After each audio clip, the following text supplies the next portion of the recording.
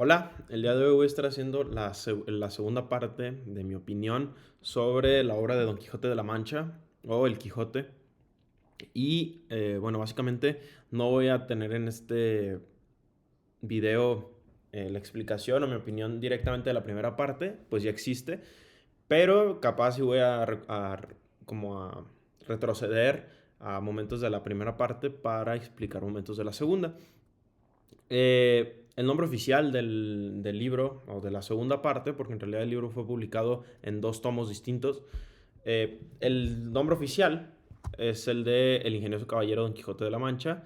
Y bueno, yo así lo voy a tratar con respeto al autor.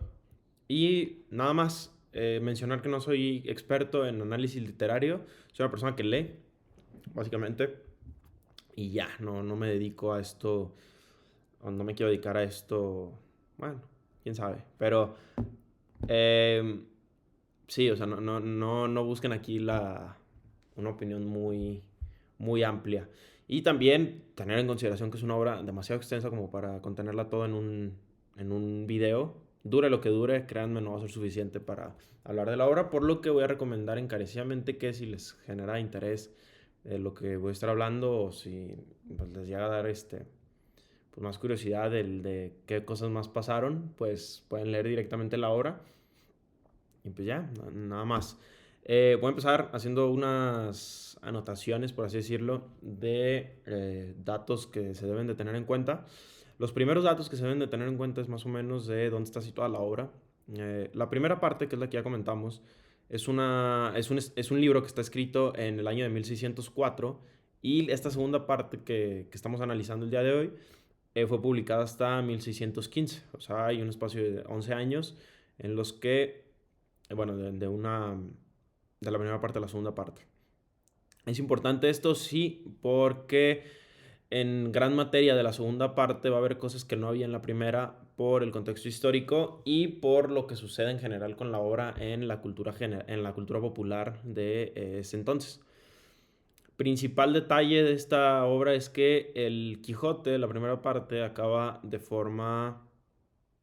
En realidad acaba por completo la obra, pero se deja como una interrogante en el que nosotros habíamos analizado dos viajes de Don Quijote en la primera parte, o un viaje general, que al final lo va a tomar la segunda parte. Y de este viaje también se comentaba al final del segundo libro que Cervantes pone que existió un tercer viaje, o pues sí, un tercer viaje que nunca se describe, pero del que se dice que existió. Entonces, lo que pasa es que muchos de como Cervantes deja esta ventana abierta, a pesar de que acaba su obra, hubo en este caso muchos autores apócrifos de la obra que empezaron a hacer versiones de pues, su propia versión de Don Quijote. El que más destaca de todos estos es el Quijote de Avellaneda, que es el que más va a criticar Cervantes a lo largo del libro de manera activa y no solamente como... O sea, lo va a hacer con sus personajes y lo va a hacer con él hablándolo, ¿no? Directamente. Y sí, entonces no tengo muy entendido si directamente él escribe la segunda parte por desmeditar un poquito la versión apócrifa que se había hecho muy famosa, en el que Don Quijote acaba en un ¿cómo se llama?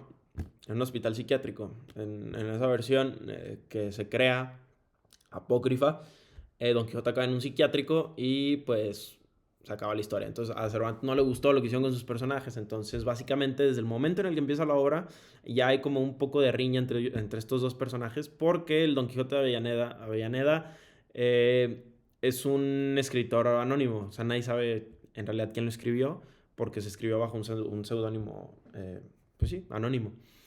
Entonces, Cervantes desde el inicio de la segunda parte ya empieza un poquito con este pique entre estos dos autores.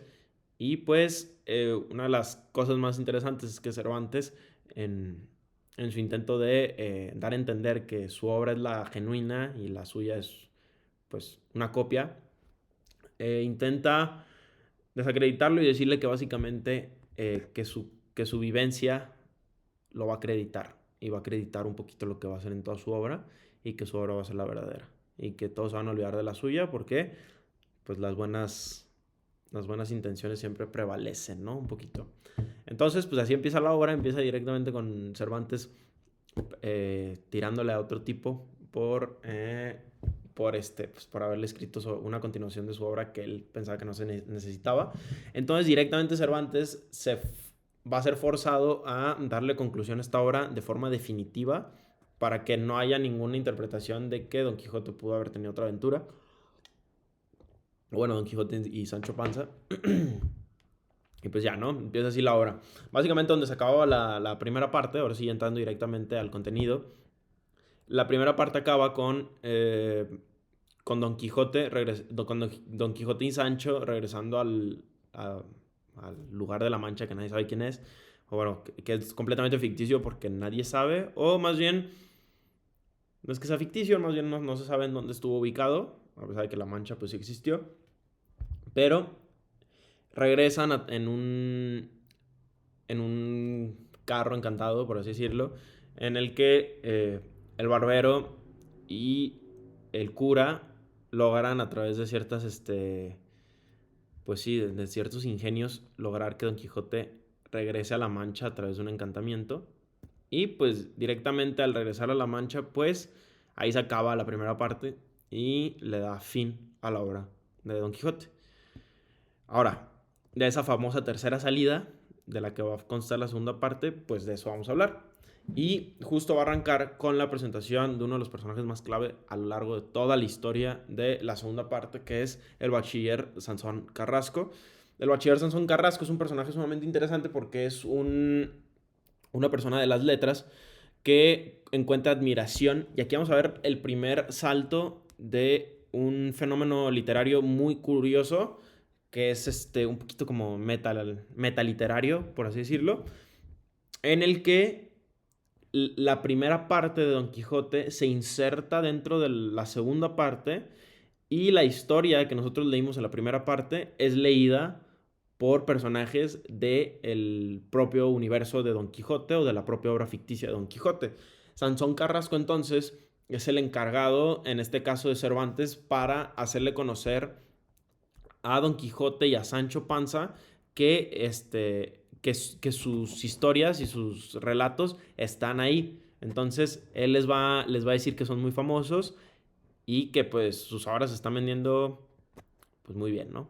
Entonces Sansón Carrasco admira demasiado a Don Quijote, eh, es un admirador de su obra y también aquí ya se va a empezar a introducir un poquito al Quijote de Avellaneda, que también va a ser una entrada directa a la segunda parte de la obra, como una versión apócrifa que Don Quijote va a detestar, que es muy curioso, que dice que básicamente pues no. De hecho, muchas de sus acciones a lo largo de la obra las va a hacer para contradecir las que sí hizo Avellaneda, ¿no? Por ejemplo, el viaje a Zaragoza. Creo que en la primera parte ya se menciona que Don Quijote, bueno, no, creo que no, pero creo que, no sé, pero hay un viaje a Zaragoza planeado por Don Quijote. No me acuerdo si en la primera parte es planteado, la verdad, eh, no me acuerdo, pero al menos en la segunda parte sí se plantea que Don Quijote quiere ir a Zaragoza, pero coincide con que en Zaragoza el Quijote de Avellaneda también fue. Entonces, una de las acciones que va a hacer Don Quijote para contradecirlo es pasar de largo de Zaragoza y llegar directamente a Barcelona. Entonces, pues es interesante esta dinámica. Es algo que yo creo que no se había hecho en la época y no se ha hecho mucho en general, que es introducir tu propia obra en el universo de tu obra y en tus personajes para que ellos sean conocidos y sean famosos, ¿no? Entonces, la fama va a ser un papel muy interesante aquí a tratar sobre los sucesos de Don Quijote de la Mancha en la segunda parte. Ok, Sansón Carrasco entonces presenta, voy a estar explicando de forma general ahorita la historia y después voy a saltar directamente a puntos específicos. Sansón Carrasco le presenta la obra a Don Quijote y Don Quijote no le gusta la de Avellaneda, le da mucho gusto que se está haciendo muy famoso y que a la gente le le gustó la obra que escribió en este caso el árabe que habíamos visto en la primera parte. Y pues entonces Don Quijote llega a la consideración de que tiene que volver a salir de la Mancha o bueno, o salir de su pueblo en La Mancha para aventurarse aún más. Entonces consigue otra vez a Sancho y juntitos se van a más aventuras, ¿no? Ok, aquí ya otra vez volvemos a... Estos tipos están explorando y están conociendo otra vez el mundo y tocando un poquito sus apariencias, ¿no? Aquí ya, directamente no voy a ir punto por punto por punto por punto porque pasan muchísimas aventuras y considero que es difícil de explicarlo, pero básicamente aquí lo que va a empezar a pasar es que los personajes evolucionan de una forma distinta a la primera parte y su... Pues sí, no van a tener el mismo desarrollo y de hecho van a empezar a tener muchas cuestiones que no había en la primera parte. Una de ellas va a ser, sin lugar a duda, va a ser la locura de Don Quijote, que ahorita tenemos que hablar. Pero bueno, básicamente las aventuras de Don Quijote lo van a ir llevando por muchos puntos. Y ¿saben qué? Voy a corregir. No voy a explicar toda la historia en un resumen, sino como ir por punto, igual como lo hice en la vez pasada, de explicar sucesos de esas aventuras que me parecieron interesantes hasta llegar al final de la obra. ¿Ok? Uno de los momentos principales en toda la obra es... hay varios, hay muchas aventuras muy interesantes. Desde la del el carro de la muerte, que es que se le aparece la muerte a Sancho y Don Quijote. Y aquí pasa algo muy curioso, es que van ellos dos por la Mancha, curiosamente, y ven a un carro con el diablo, la muerte, una princesa, el rey y se me olvida, y creo que y Cupido. Si no es que un poquito más de personajes. Y creo que es el diablo el que lleva las riendas del carro. Y pues como que se asustan porque dicen, estos tipos, pues porque están aquí, ¿no? Entonces, como ellos directamente creen mucho pues en estas apariencias, pasa algo muy curioso y que a mí me despierta mucho interés. Y es que Don Quijote normalmente veíamos que creía demasiadas cosas con respecto a lo que pasaba y no necesariamente las corroboraba. Lo que pasa aquí es que Don Quijote directamente duda de que ellos sean lo que, lo que a vista se ve que son, que es su apariencia, ¿no? Y Don Quijote se acerca a ellos y les pide que le digan que quiénes son, que a dónde van y por qué están ahí. Y básicamente, en realidad no era ni el diablo ni nada de esto, sino que eran un grupo de actores que iba de un pueblo a otro para hacer pues sí, un acto artístico. Y en este acto artístico, pues como venían de un pueblo para otro, no les dio tiempo de cambiarse y por eso venían vestidos así. Entonces, Don Quijote hace una anotación muy importante en esto, que es, me es menester tocar las apariencias para dar paso al desengaño. Es curioso porque Don Quijote, el personaje como tal, es una frase interesante porque va a tocar después en la locura de Don Quijote, que no creo que sean para nada un tema plano del que se pueda hablar, como que Don Quijote era loco y ya, sino que aquí directamente Don Quijote nos está diciendo, yo toco las apariencias y esas apariencias, cuando ya por fin entiendo qué es lo que hay detrás de ellas, puedo dar paso a entender la realidad. Entonces el tipo en realidad no estaba tan loco para ver este tipo de asuntos y para tener este tipo de razonamientos. Veremos a lo largo también que el razonamiento de Don Quijote es sumamente amplio y muy reconocido, ¿no? No es necesariamente el de un loco, ¿no? Después va a haber otro suceso que voy a mencionar y es el de Dulcinea. El de Dulcinea básicamente es un suceso muy similar en la experiencia que hace esto de Don Quijote con el desengaño, en el que cuando salen directamente del pueblo, no me acuerdo si lo del coche es primero o después de lo de Dulcinea, pero igual no creo que no tiene mucha relevancia en el punto al que quiero llegar. Pero ellos tienen como objetivo llegar al Toboso para que Don Quijote pueda ver a Dulcinea del Toboso y pues sí, pueda rendirle sus palabras o su amor, ¿no? Antes de salir en la aventura ya por completo. El tema aquí es que en la primera parte, Don Quijote manda a Sancho Panza a hablar con Dulcinea del Toboso y a decirle que se va a matar, casi casi, por su indiferencia o por su amor, ¿no? Pero Sancho Panza al final decide no ir al Toboso y entonces le inventa una historia a Don Quijote que Don Quijote se cree y Sancho le vende básicamente la idea de que él sí fue a La Mancha, pero que, pues, y que habló con Dulcinea, pero pues como que estuvo ahí raro el asunto y no... Básicamente, a lo que quiero llegar con todo esto, y no por meterme en la primera parte, es que Sancho tiene mucho miedo de que Don Quijote descubra su mentira en esta segunda parte cuando van a ir al Toboso, porque evidentemente Sancho se supone que ya fue y nunca fue. Eh, entonces Sancho hace un ingenio, o bueno, hace una obra medio curiosa, que es que le dice a Don Quijote que lo espera en un bosque fuera del Toboso, mientras que él va y busca a Dulcinea del Toboso y se la presenta. Total, que Don Quijote lo acepta y entonces Sancho ve a un grupo de labradoras que van por ahí y decide determinar y decirle a Don Quijote, este es Dulcinea. Entonces, este es Dulcinea y va y se la presenta a Don Quijote. Lo curioso es que no pasa lo mismo que en la primera obra, pues Don Quijote dice, no es, no puede ser. O sea, es pastora, huele mal y se ve mal y además ven en lo que va montada, o sea, no puede ser.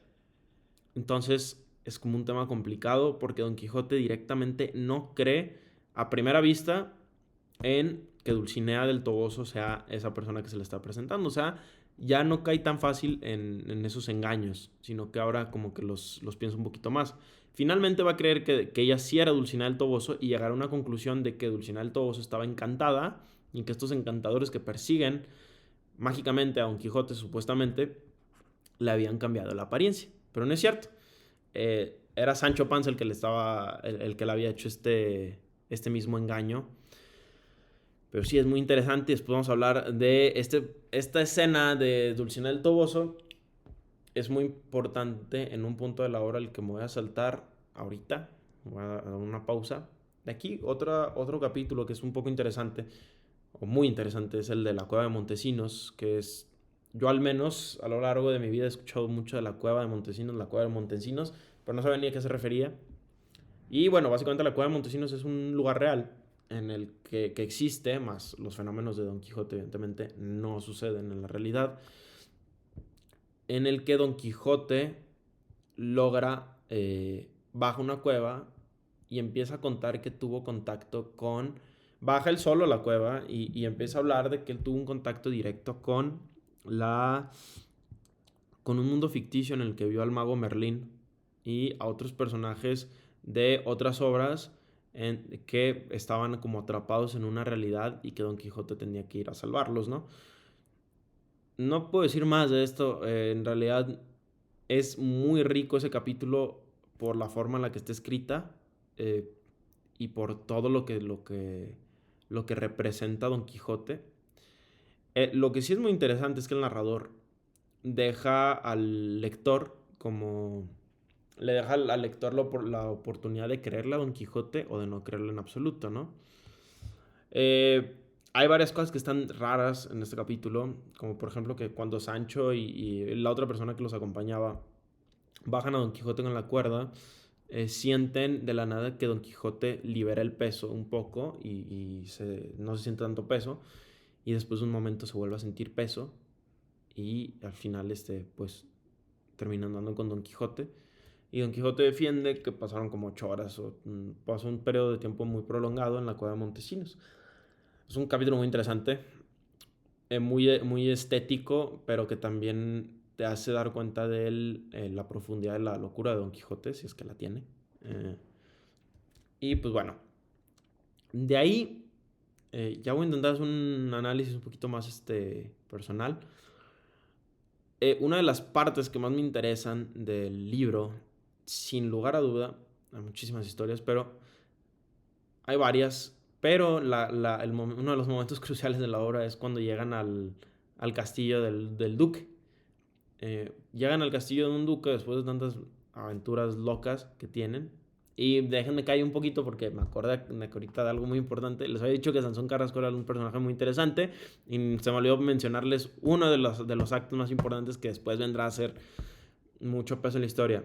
Básicamente, en esta obra llega en algún punto en una de estas aventuras, llega un caballero a presentarse contra Don Quijote y le dice básicamente, Dulcinea no puede ser tan hermosa, es más hermosa mi doncella, y entonces por mi lanza, yo te desafío, caballero, a que el destino determine quién tiene la verdad.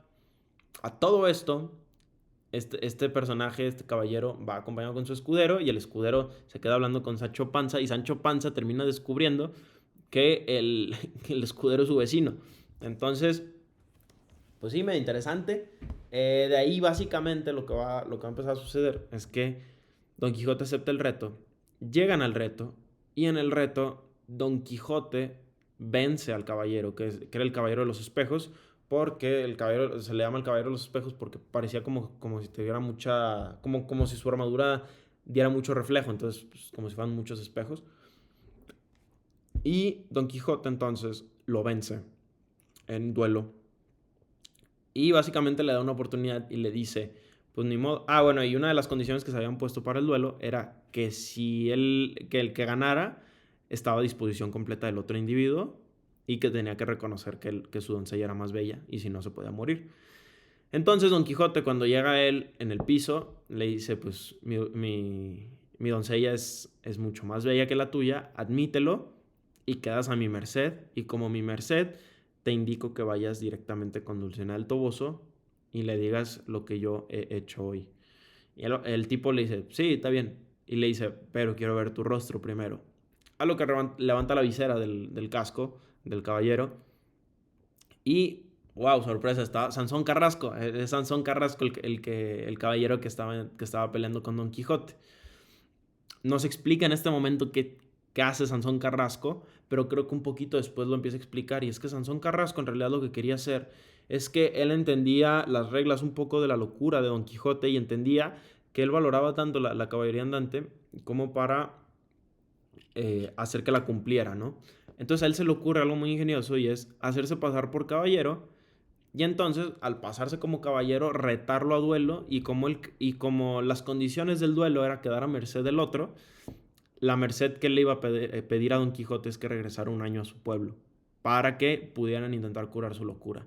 Entonces Sansón Carrasco en realidad quería ayudar a Don Quijote, pero Don Quijote lo vence. Entonces Sansón Carrasco se tiene que ir y pues chao, pierde por completo el duelo y Don Quijote pues vence, ¿no? De aquí voy a dar un salto importantísimo a el duque y la duquesa. Y no he hablado mucho de Sancho Panza, porque creo que justo de aquí hasta la ínsula Barataria va a tener mucho peso. Igual, a lo largo de la obra, evidentemente Sancho Panza tiene increíbles cualidades. Les digo, no puedo hablar de todo en un libro que está tan compactado.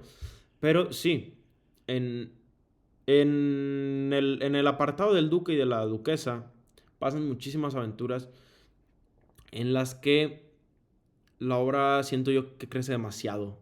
Creo que es este punto para mí el que le da muchísima fuerza a la segunda parte, que la hace demasiado, demasiado, demasiado importante con respecto a la primera.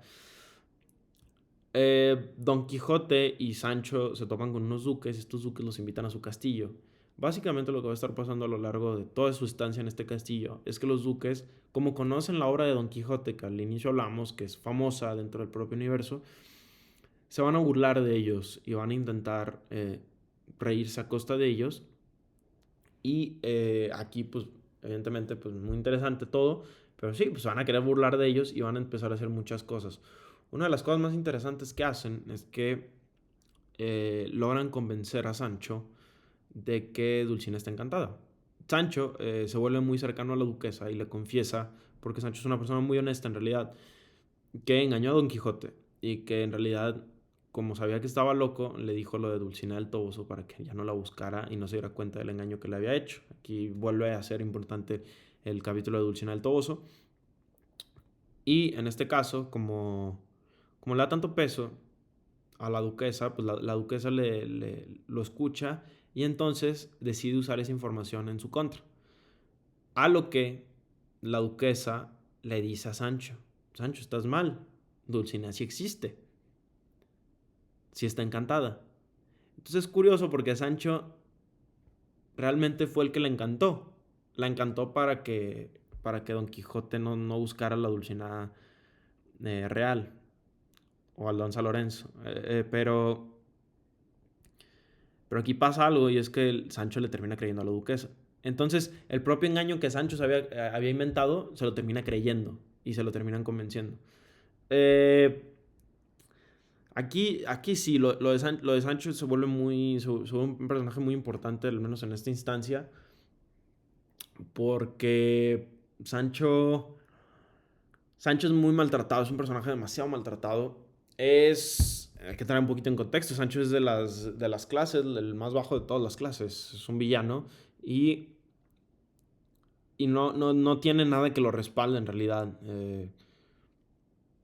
Está a merced de muchas cosas y siempre, a lo largo de toda la obra, incluyendo la primera parte, Sancho ha recibido los golpes de haber estado con Don Quijote. Y a pesar de que Sancho se lo ha recriminado a Don Quijote, ha seguido con él, porque es muy fiel a Don Quijote. Es una de las personas más interesantes para mí de toda la obra. Y no recuerdo en qué parte, pero más o menos recuerdo que Don Quijote le promete fidelidad digo, que Sancho le promete fidelidad a Don Quijote por toda la vida y por todas las aventuras, esté loco o no esté loco. Entonces, básicamente Sancho sufre mucho por Don Quijote y estos duques, bueno, el duque y la duquesa van a intentar sacarles, pues van a intentar sacarles provecho a través de la risa y van a hacer muchísimas cosas. Entre las que más me interesan es plantearle un escenario en el bosque a Sancho y a Don Quijote, en el que se les aparezca el mismo mago Merlín, que estuvo en la cueva de Montesinos, y presentarles entonces que Merlín tiene encantado a Dulcinea del Toboso, porque esto es una de las conclusiones a las que había llegado Don Quijote, y decirle que todo tenía que todo tiene arreglo para desencantar a Dulcinea. Su arreglo para que Dulcinea quede libre del encanto que Sancho mismo le había creado y que él mismo se había creído, era que Sancho se azotara 3200 veces, si no me equivoco, en, pues, en las nalgas. Que es curioso porque Sancho o sea, va a intentar reprimir este tipo de ideas y va a intentar decir que no es mi enamorada, no cargo yo con su conciencia, que lo haga Don Quijote, que no lo voy a hacer yo. Pero al final termina cediendo y termina haciéndolo. El castigo como tal, a la única condición que llega Sancho, a pesar de negarse muchas veces, es que él lo pueda hacer en un periodo de tiempo que él vea apto. Cuando él vea apto darse de nalgadas, básicamente, lo hará. Pero que nadie lo puede limitar y que solamente puede ser por su mano. Entonces, esto es una cosa muy importante porque después Don Quijote lo va a estar presionando a que haga las cosas para que Dulcinea quede libre.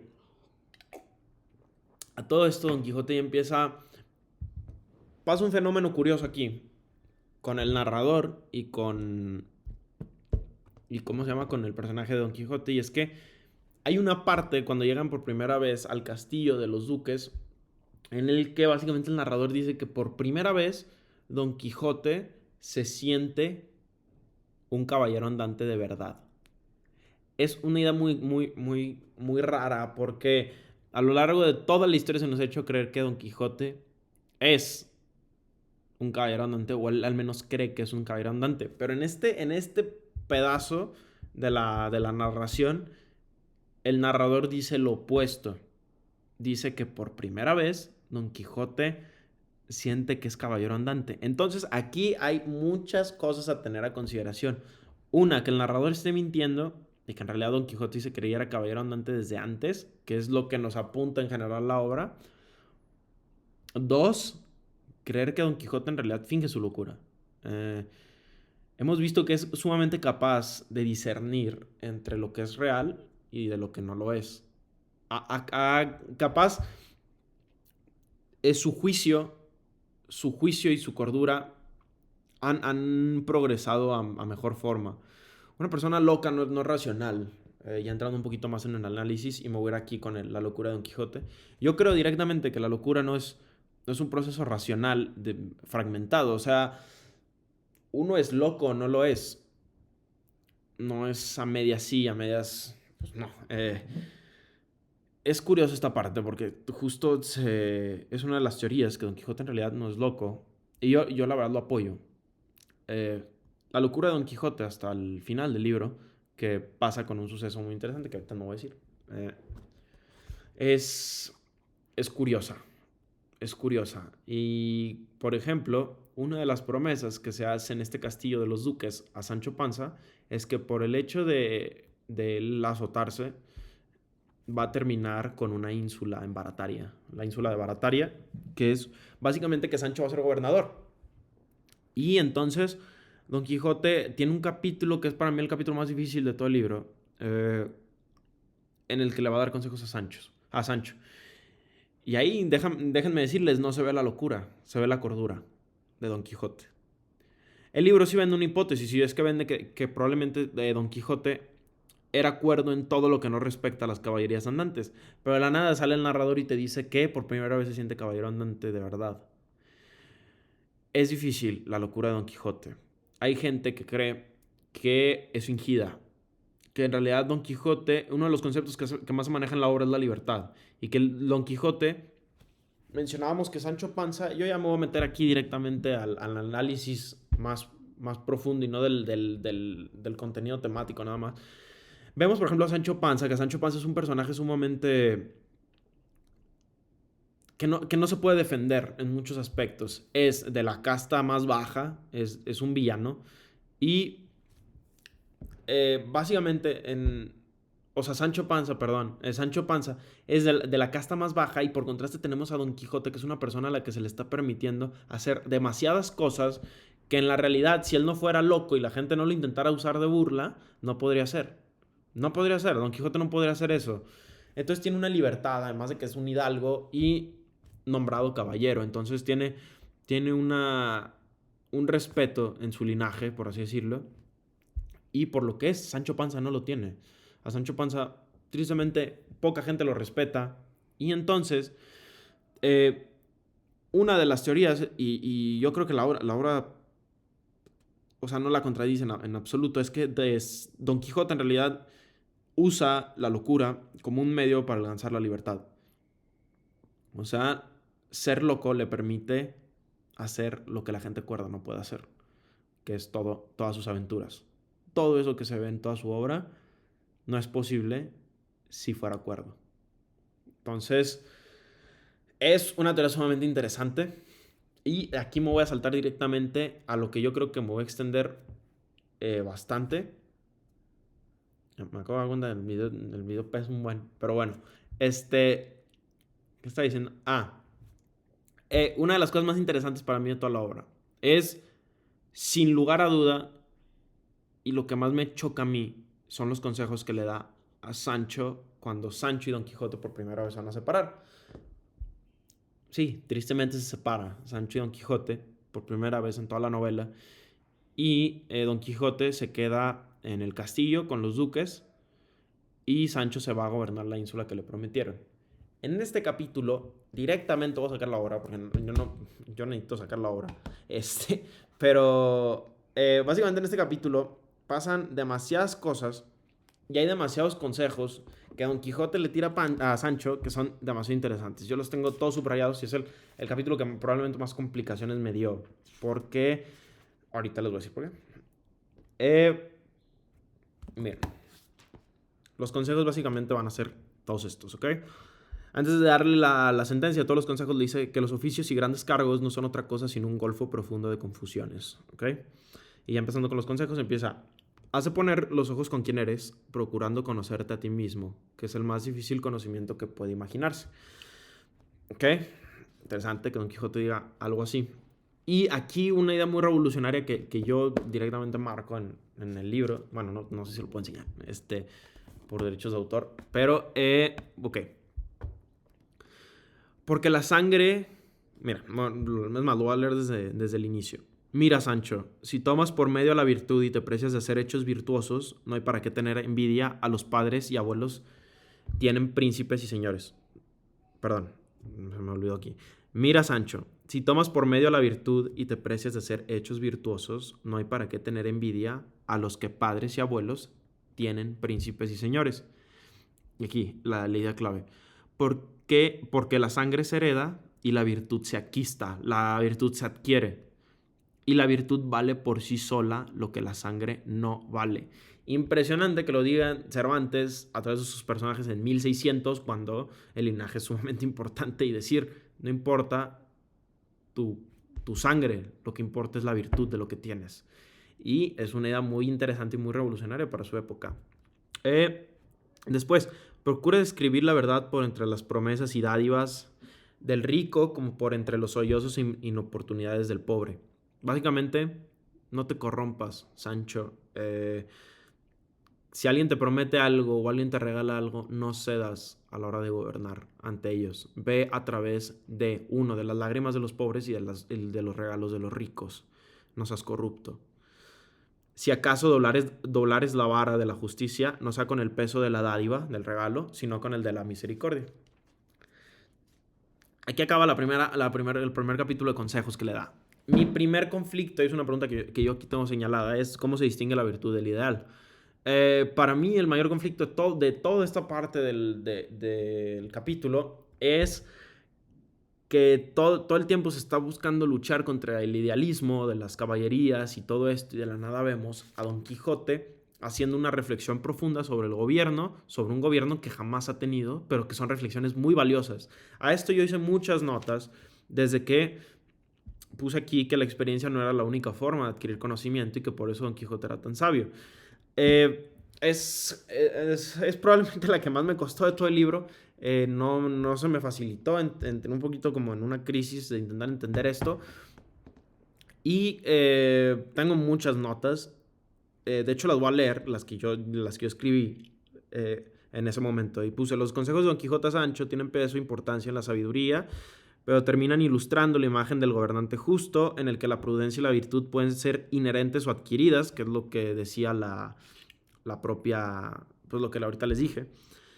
Y yo aquí es un poquito, se ve un poquito como mi dilema, y pongo: es curioso que la sabiduría de Don Quijote sea tan elocuente a pesar de nunca haber gobernado. Considero que la virtud del gobierno no solo depende de la experiencia, sino también de un punto de inflexión en la moral. No sé qué más decir. Estas son mis anotaciones. Y puse: Don Quijote no ilustra la prudencia para gobernar, pero sin duda nos da a conocer que posee un compás moral. Esta es una conclusión a la que yo llego, en el que probablemente Don Quijote, pues, sí tiene... Se habla normalmente de que los ideales pueden ser un horizonte moral. Y si son un horizonte moral, no están tan mal. O sea, se puede lograr poco a poco. Y entonces es lo que yo propongo aquí, que básicamente está proponiendo un horizonte de Don Quijote, a pesar de nunca haber gobernado. Y a pesar de que nunca haber gobernado, es demasiado sabio en estas consideraciones. Aunque después, en la propia obra, vamos a ver cómo Sancho gobierna. Y esta es una de las cosas que son más interesantes de toda la obra.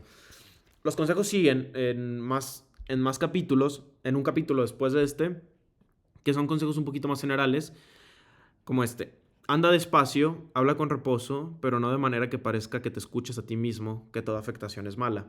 Sea moderado tu sueño, que el que no madruga con el sol no goza del día, y advierte, oh Sancho, que la diligencia es madre de la buena aventura, y la pereza su contraria jamás llegó al término que pide un buen deseo. No seas huevón, básicamente. O sea, a las cosas que tienes que hacer. No sé, es una relación muy bonita entre ellos. Y el último consejo que yo subrayé, hay muchísimos, no son los únicos que hay. Necio en su casa, bueno, le dice: eso no, Sancho, que el necio en su casa ni en la ajena sabe nada, a causa que sobre el cimiento de la necedad no asienta ningún discreto edificio. O sea, sé prudente, no seas necio. Es básicamente todo esto. Y yo aquí pongo una nota, y es que pongo que la locura de Don Quijote no oculta sus valores. Curiosamente, su locura no oculta sus valores. Es una persona muy propia, muy educada y muy buena. Es una persona muy virtuosa, Don Quijote, como personaje. Y sí, después llega una parte que me rompe un poco el alma, que es cuando Sancho por fin va directamente a la ínsula de Barataria. Es curioso cómo está escrita la literatura y cómo se nos ha acostumbrado a leerla un poco, ¿no? Cuando Sancho llega a la ínsula de Barataria, recordemos su casta, recordemos lo que es como personaje. Es un personaje débil, en realidad. Es un personaje muy débil y que sufre mucho por esa debilidad. En la ínsula de Barataria, Sancho, una de las cosas es que la ínsula de Barataria se la dan para reírse de él todavía. Entonces se siguen burlando de él a través de darle un gobierno dárselo, no le dan nada en realidad, le dan una apariencia de un gobierno, más no se lo dan como tal, pero le dan muchas consideraciones en las que muestra demasiada sabiduría. Una persona que no sabe leer, que no sabe escribir, pero que es muy coherente y que es muy noble. Si hay una palabra que escribe Sancho Panza es su nobleza, es muy noble. Bueno, no es su nobleza de sangre, es su nobleza de virtud. Eh, sí, es una persona muy noble y Sancho demuestra como gobernador de Barataria que es muy bueno discerniendo, o discerniendo, no me acuerdo cómo se dice. Es muy bueno haciéndolo, es un personaje sumamente interesante y lo hace muy bien. Eh, Déjenme ver si tengo algo. Hay un capítulo en el que se habla de las sentencias de Sancho. Mm, mm, mm. Bueno, no me voy a tener, no vine a leerlo ahora aquí. Sancho es muy noble, a pesar de que se quieren burlar de él, y demuestra ser muy virtuoso en esto que está haciendo a la hora de gobernar, y demuestra tener muy buen consejo para hacer determinadas consideraciones con respecto a la política. Vemos, por ejemplo, que Sancho sale directamente a la ciudad que gobierna a intentar entender a la gente y sus conflictos, y lo resuelve de forma muy correcta. Desde el inicio de su gobierno hasta el final, tristemente, o no tristemente, tristemente no. Sancho, les digo, muestra mucha virtud. Recomiendo muchísimo leer las sentencias de Sancho y toda su gobernación en la ínsula de Barataria. Hay muchos ejemplos de cómo es de virtuoso. Pero sí, yo no puedo explicar. Estoy intentando ver si tengo alguna anotación aquí que pueda explicar más o menos de forma muy general esto, pero no encuentro ninguna. Mire, acabo de encontrar una que es muy impresionante para mí, porque es una de las consideraciones a las que yo llegué, que es del propio libro. Y dice, cada día se ven cosas nuevas en el mundo. Las burlas se vuelven en veras y los burladores se hallan burlados. O sea, Sancho llega a ser más virtuoso que la gente que se burla de él y a ser más inteligente que la gente que se burla de él, que burlarse de él es estúpido y es absurdo. Burlarse de Sancho es, es tonto, porque uno piensa que cuando uno se burla de alguien, no tiene nada que perder. Yo digo que no, yo creo que si tú te burlas de alguien y no lo sabes hacer bien, eh, pues qué te digo, pues no se puede. Pues sí, el burlado eres tú, como lo dice la propia frase, ¿no? Eh, ah, este... Una de las cosas, ahorita que estoy leyendo un poquito, es que Sancho se da cuenta en el gobierno, que es un gobierno que le promete a Don Quijote desde el inicio, desde casi el inicio del libro, desde casi cuando se conocen. Es una ínsula que le promete Don Quijote desde el inicio y que el duque y la duquesa se aprovechan de él pues sí, para engañarlo. Eh, Sancho se da cuenta que los gobiernos no son lo que aparentan ser. Una de las cosas que más le ocurre a Sancho es la hambruna. Eh, Él juraba que cuando él llegara a gobernar iba a comer manjares, iba a comer muy bien, pero se da cuenta que cuando llega a gobernar hay un doctor que no lo quiere dejar comer, que come muy mal Sancho, duerme muy mal, vive muy mal como gobernante, a pesar de ser muy prudente. Pero es esta idealización que se destruye. Muchas historias, muchas épicas, desde las griegas hasta todas, siempre terminan consolidando en un gobierno que es perfecto en este aspecto, o que el gobernante siempre, por ser muy noble y ser muy bueno, termina, ser, eh, termina siendo el reino mucho más próspero. Cosa que es mentira. Eh, no sé si estamos muy, ¿cómo se llama? No sé, muy inspirados por el Renacimiento o por obras partidas del Renacimiento, como después, por ejemplo, lo haría Tolkien en el romanticismo con El Señor de los Anillos. Pero es que las virtudes del gobierno ser virtuoso en gobernar, yo creo que no te debe Déjenme lo pongo déjenlo pienso un poquito. Ser virtuoso a la hora de gobernar no te asegura que sea un buen gobierno, en absoluto. Comenté la otra vez a una persona que justo esta idea me chocaba mucho cuando leí El Señor de los Anillos, porque en El Señor de los Anillos básicamente venden que Aragorn es un personaje que llega al poder y que en el momento como era tan bueno y como tenía tanta casta y tanta sangre de los Dúnedain en este caso, eh, estaba hecho para ser gobernante. Y fue gobernante y Minas Tirith prosperó y Gondor prosperó y todo esto. Pero nunca te explican en ningún momento cómo gobierna Aragorn. Solo te dicen que era una persona virtuosa, que como era muy buena, pues fue buen gobernante. No funciona así. La vida no funciona así. Y a mí siempre me causó conflicto este personaje de Aragorn. Eh, Hay otras fantasías, por ejemplo, que no es un tema contra la fantasía, pero por ejemplo Juego de Tronos o Canción de Hielo y Fuego, plantea muy bien que los gobiernos no se mantienen a costa de la virtud. La virtud a veces te mata y te deja mal parado. Y creo que va a ser lo que va a pasar aquí con Sancho, porque a Sancho se burlan de la manera más nefasta que existe, que es, y ya dejando de lado todo el romanticismo y todo esto que estaba hablando, a Sancho lo que le pasa al final en este gobierno es que se termina perdiéndolo, porque la gente que estaba orquestando las burlas es una parte muy triste en la que básicamente llegan con Sancho a mitad de la noche. Y en esta mitad de la noche, Sancho enfrenta muchos ruidos que vienen de muy cerca, muy aturdidos. O sea, bueno, bueno, divago. Eh, y sale directamente de su habitación a encontrarse con sus soldados. Y estos soldados le dicen: Señor Sancho, póngase unos escudos y cúbrase porque están invadiendo la ciudad. Entonces le ponen dos escudos que son como los caparazones de las tortugas. Le ponen uno aquí y le ponen uno en la espalda. Entonces Sancho, perdón, son tan grandes que no le permiten articular las rodillas. ¿Qué pasa? Que a Sancho, entre toda la bola de gente que iba pasando por ahí, lo terminan empujando al piso y lo terminan pisoteando todos. Todos pasan por encima de él y todos se burlan de él. Sancho llega a un punto que a mí me da mucha tristeza. Sancho se da cuenta que probablemente no estaba hecho para ser gobernador, que en ningún momento lo estuvo. Don Quijote le dio buenos consejos, sin lugar a dudas, son buenos consejos. Pero la vida es cruel. La vida es cruel y había algo atrás de su bondad, que era que la gente se quería burlar de él.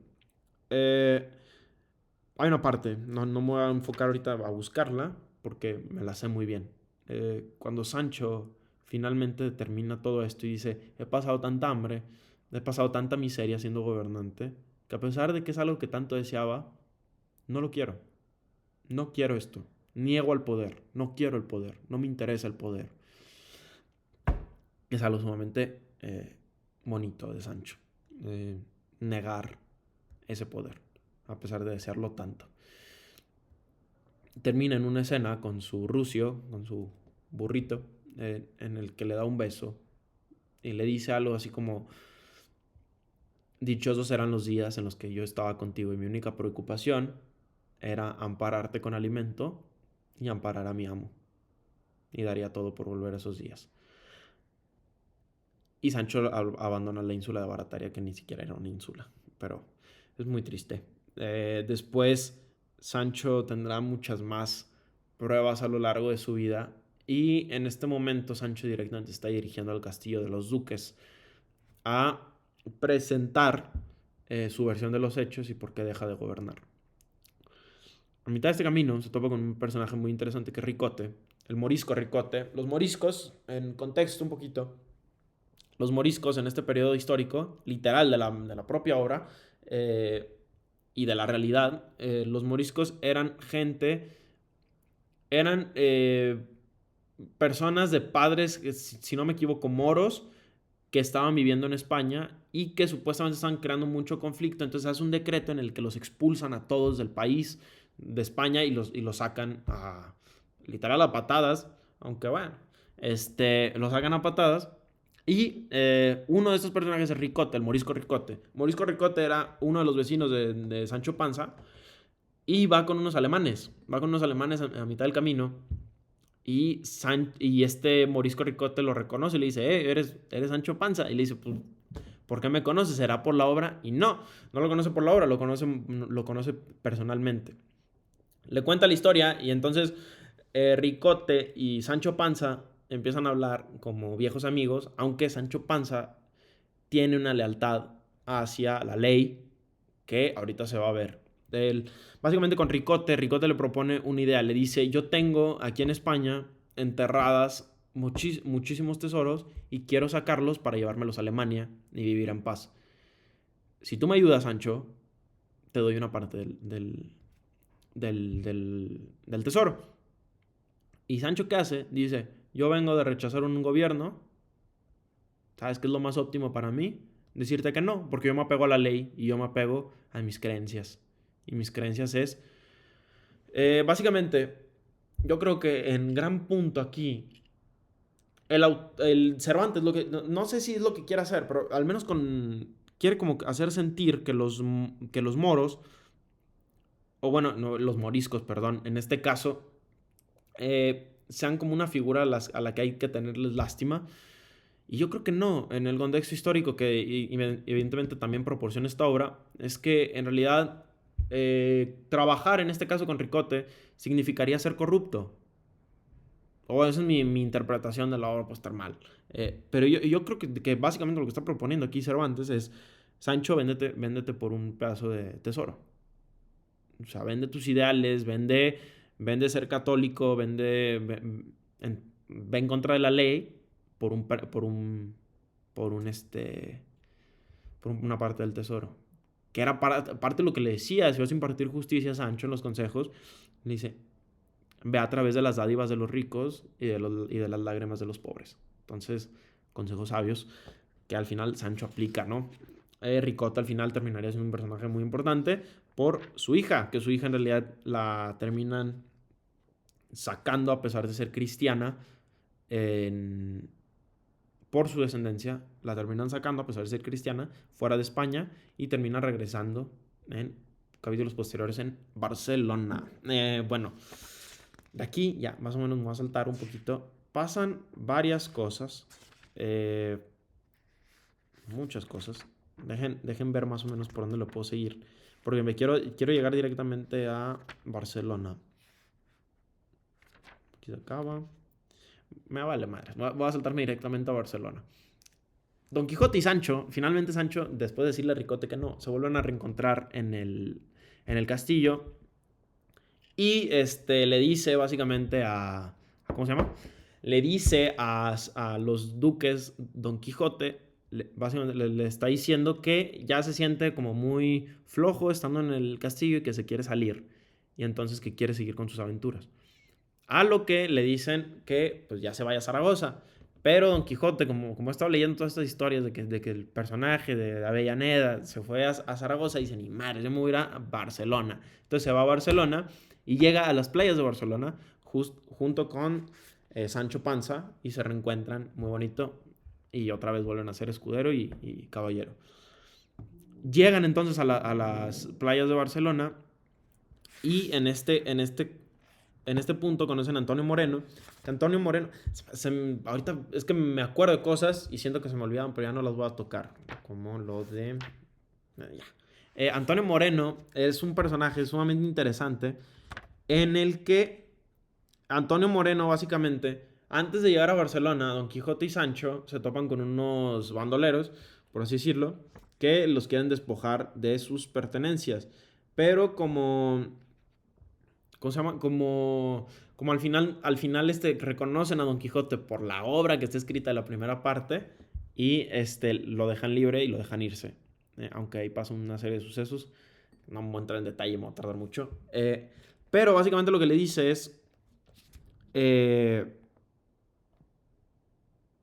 perdón.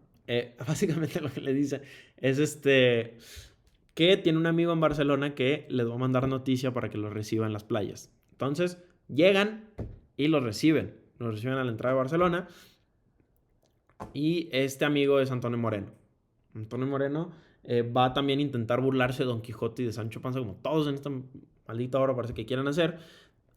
Bueno, maldita, perdón. Pero sí. Entonces, Antonio Moreno va a intentar engañar a Don Quijote con varias cosas, una de las cuales es una historia en la que Antonio Moreno tiene en su casa una, un como una figura, no me acuerdo si de cobre o de mármol, en la que como de estas figuras griegas en las que solo se les ve como pues sí, de la región clavicular hacia la región cefálica, que o sea, solo se ve esto y ya, y son una cabeza así y unas esculturas. Bueno, esa es la que tenía el Antonio Moreno en su casa. Y básicamente les dice, el viernes no habla esta cosa, esta cabeza no habla, pero los demás días sí. Entonces, como hoy es viernes, pues vamos a esperarnos a mañana. Y Don Quijote piensa que le vas a preguntar, porque esta cosa habla, esta cabeza habla. Está encantada y se la compró a un encantador que no me acuerdo cuál encantador era, pero creo que era un encantador medio famoso, al que se hacía mucha referencia en la época. Y Don Quijote entonces se pone a pensar, en qué va a preguntar, en qué va a preguntar. Y llega el mentado día y empiezan a preguntar, Antonio Moreno le empieza a preguntar a esta cabeza y le dice, a ver, ¿quién estamos aquí? Y le describe a las personas que están aquí. Entonces todos se asombran. Había unos que sabían del engaño, había otros que no sabían del engaño. Entonces, pues sí, ¿no?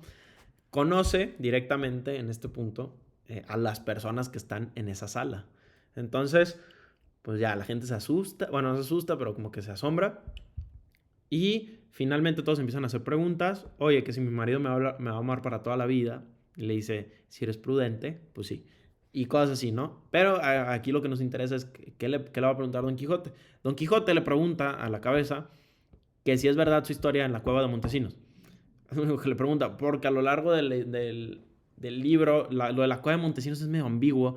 Y algunos le creen, algunos no le creen, como ciertas personas entenderán. Y Sancho es una de esas personas que más o menos como que no le cree. De hecho, llegan como una negociación con una historia del clavileño, que es un caballo, en el que le dice, Sancho, si tú dices que viste lo que viste, entonces créeme a mí que vi lo de la cueva de Montesinos y llegan como un acuerdo, entonces ya no se habla de eso. Bueno, divago mucho. Sí, entonces le pregunta eso y la cabeza le dice, sí, sí es verdad, sí es verdad. O sea, pero responde con una ambigüedad muy graciosa. O sea, es como, son preguntas muy como abiertas. Es como, me recordó mucho como los horóscopos, ¿no? Que son como interpretaciones muy básicas de la realidad. O sea, no dan una respuesta sólida a nada. Son generalizaciones y que pueden ser interpretadas como quieran. Entonces, es una interpretación aceptable y le dice a Don Quijote que sí era verdad la historia de Montesinos. Pero en realidad el artificio de todo esto era que estaban en una sala, imagínense, están en esta sala, están aquí todos sentados, bueno, todos parados con la escultura. Era una mesa de estas que tienen un palo en el centro y la mesa.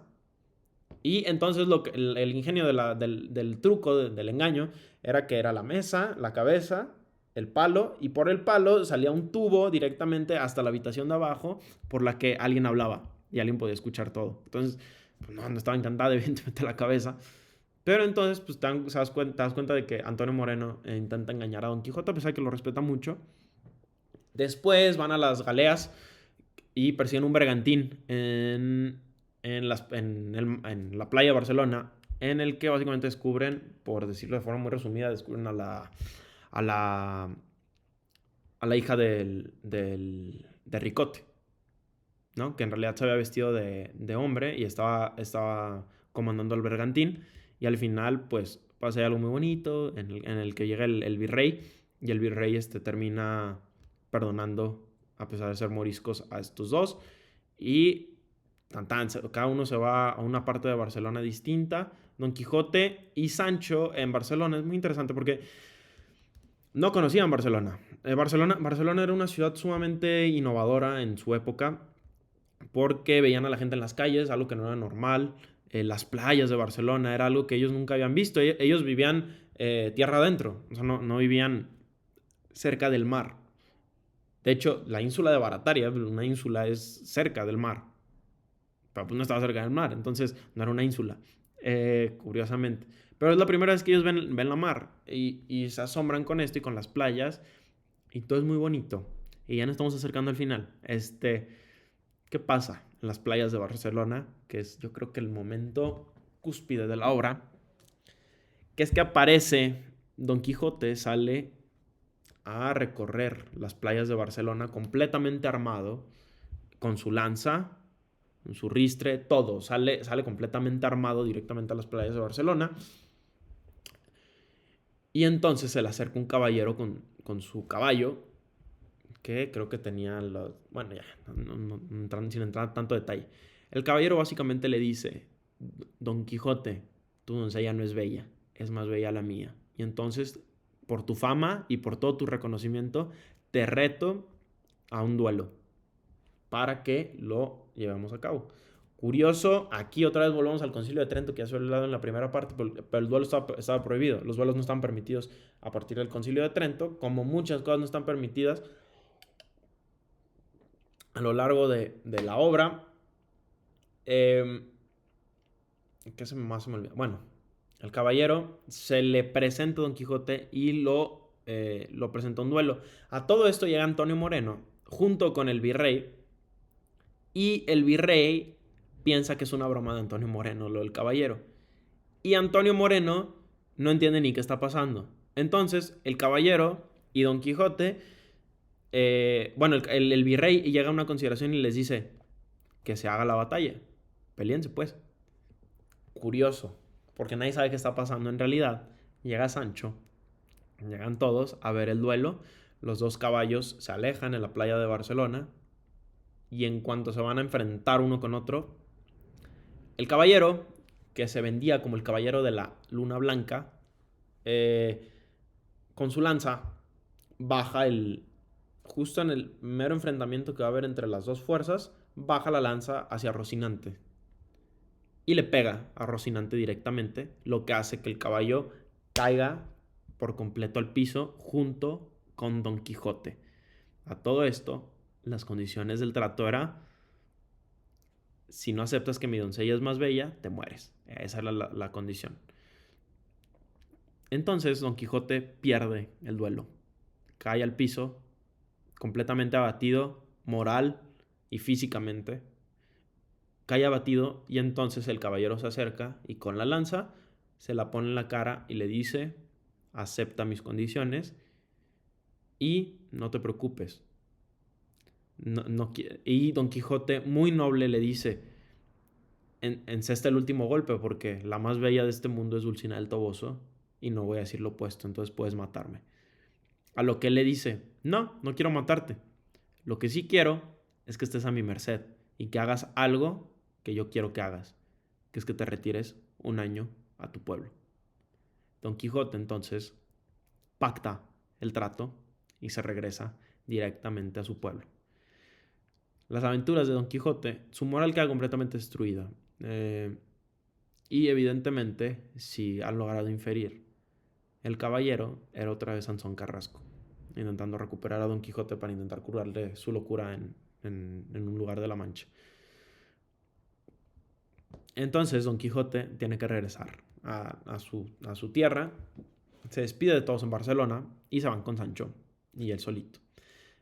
No queda claro, hay un punto en el que Sancho le propone a Don Quijote que como Don Quijote se regresa con vestimentas de viajero, no con su vestimenta de caballero, pues ha sido derrotado.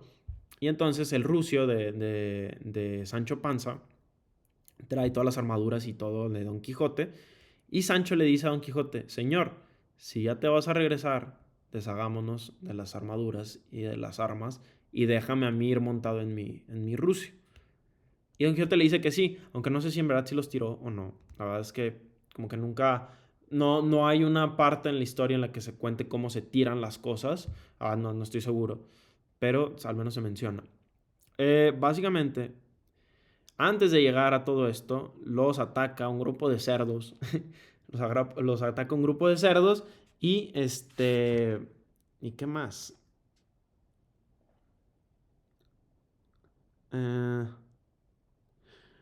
Antes de que los arrase, justamente estoy en esta página. Entonces, antes de que los arrase Don Quijote, bueno, quiero cerrar este video con un poquito más de las palabras de Cervantes.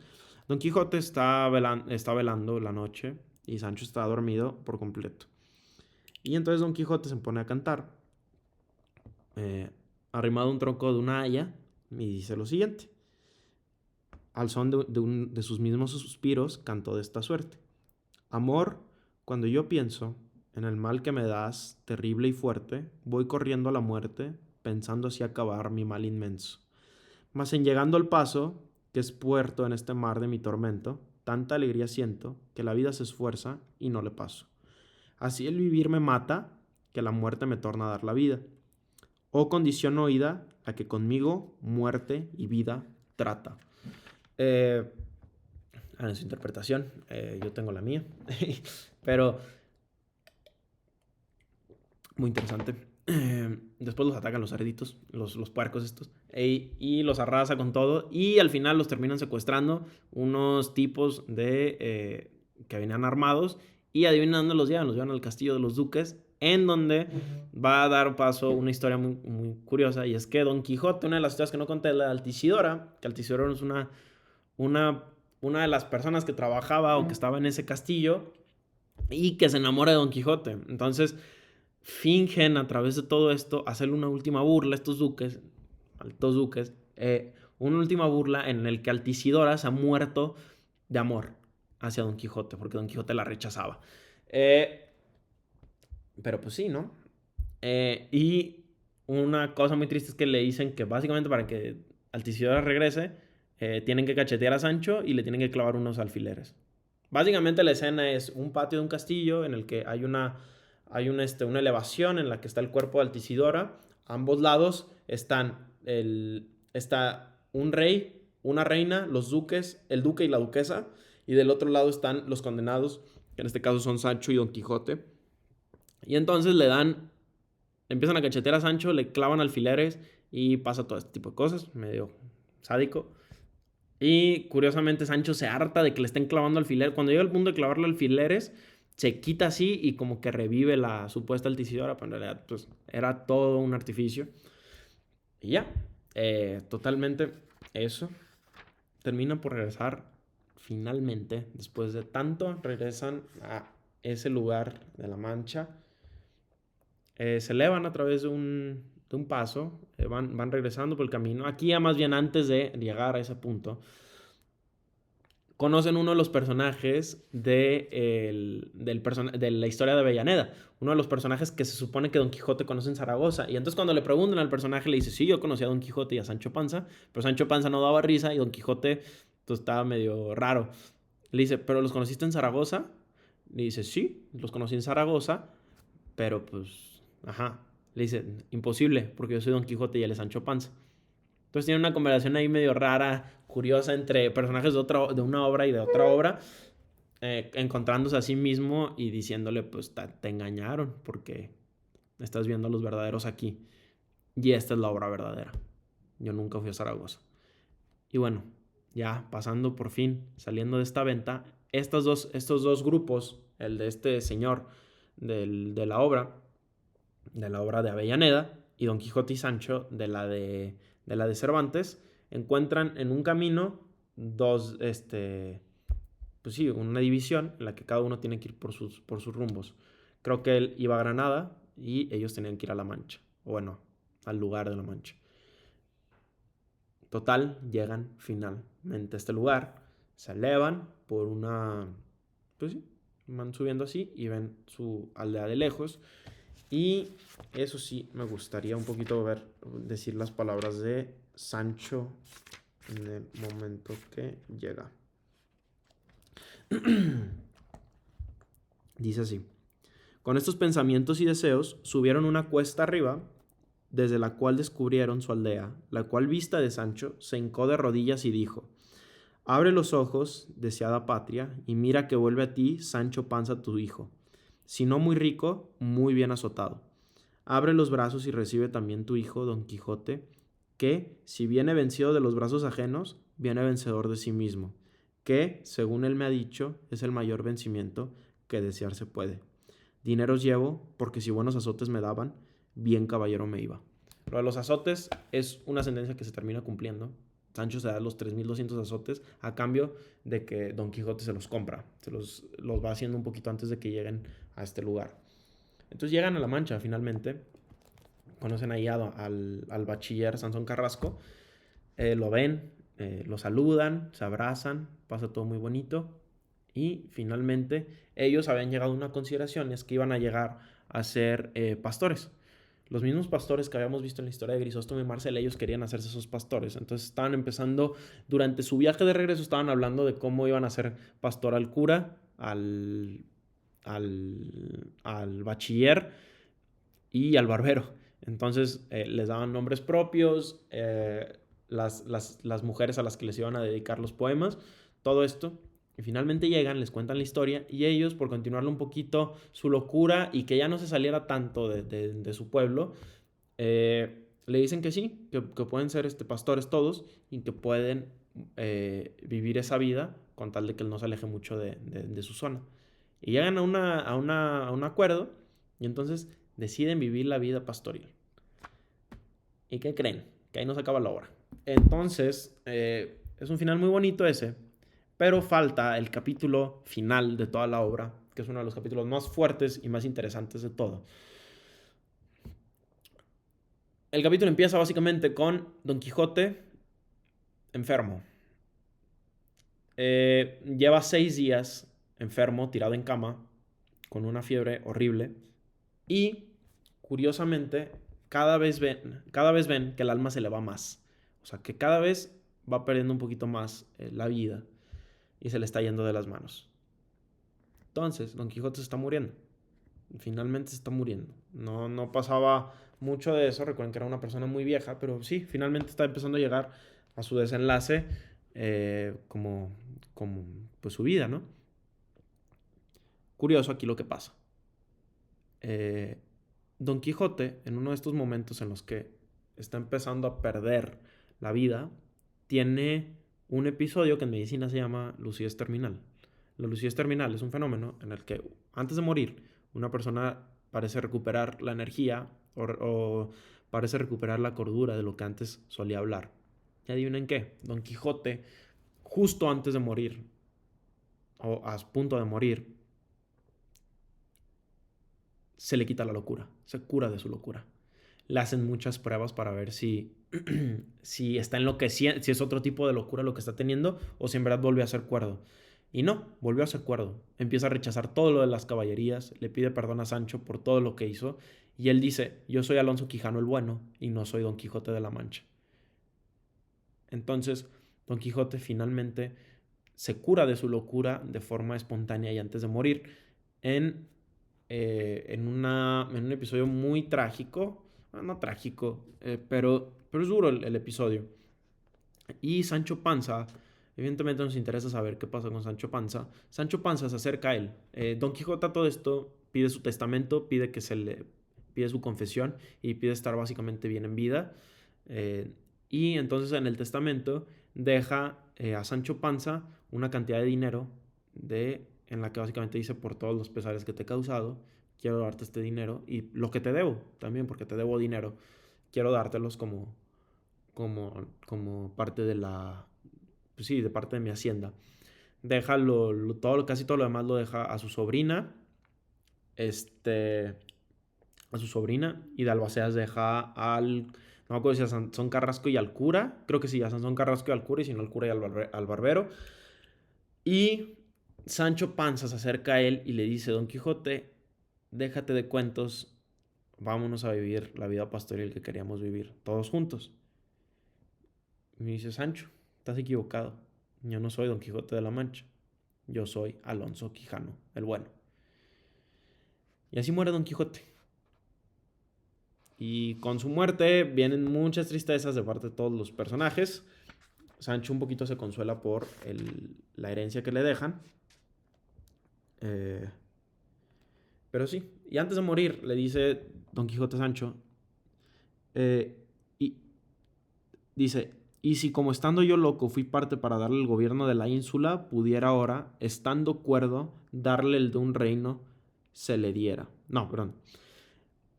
Pudiera ahora, estando cuerdo, darle el de un reino, se le diera, porque la sencillez de su condición y fidelidad de su trato lo merece. O sea, a pesar de su locura, él reconoce la fidelidad de Sancho Panza y reconoce todas sus virtudes. Y le dice básicamente, yo te hubiera dado todo, loco o no loco. Y finalmente Don Quijote muere. Y se acabó. Eso es todo el análisis de la obra, mi opinión, yendo un poquito, saltando un poquito en otros temas y llegando a los que más me interesaron. Pero eso es Don Quijote de la Mancha, ambas partes. Ahí está, acabado. Reflexión final, a mí me fascina la obra, me parece uno de los mejores libros que haya leído en mi vida, si no es que el mejor. Es una lectura muy activa. Esto es lo que más me gusta de Don Quijote de la Mancha. Es una lectura que tú no estás leyendo una historia y ya, tú eres una parte de esa historia. Tú decides creer qué cosas, tú decides no creer ciertas cosas. Por ejemplo, yo veo a mucha gente que le parece que el final de Don Quijote es triste porque se rompen los ideales de Don Quijote. Pero es curioso porque esta gente entonces no entiende que Don Quijote justo, o Cervantes, intenta luchar en contra de estos ideales de las caballerías. Entonces mucha gente, cuando ha leído otras obras que tienen finales felices y todo esto, terminan llegando a una conclusión de que si Don Quijote renuncia a ese ideal, entonces es un final malo, cosa que no estoy de acuerdo en absoluto. Pero sí, es uno de los mejores libros que he leído en mi vida. Lo recomiendo muchísimo. No hay que tenerle miedo a Don Quijote. Hay que tenerle miedo a no haber leído Don Quijote, creo que sin duda alguna. Si hay una cosa de la que me arrepiento es de no haberlo leído antes y de haberle tenido tanto miedo y hablar sin saber de esta obra. Muy interesante. Muy interesante, muy interesante. Y ya. Y así se acaba el primer libro de las reseñas o opiniones, lo que sea esto, de este ejercicio. Pero sí. Y saludos a Ismael, que le prometí. Y no salió Leia porque no está. Pero pues ahí para la próxima. Ahí lo dejo pendiente. Un saludo a Ismael desde Guadalajara a Cuernavaca. Y así se arruina el video. Adiós.